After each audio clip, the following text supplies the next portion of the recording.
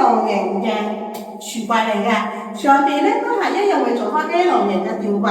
咁呢邊擺洗衣機，呢邊擺星盤，呢邊就係儲水爐，呢邊窗，咁啊窗由呢邊直出嗰個窗外邊嘅。好，到廚所位嘅，廚所位呢度咧，洗手台喺呢一度。咁我哋咧會喺呢個洗爐轉過嚟呢度咧，嘅呢邊會成排嘅浴室櫃，咁啊多啲儲物啦。咁咧呢個門咧會改翻個收窄少少，改翻個邊邊嘅。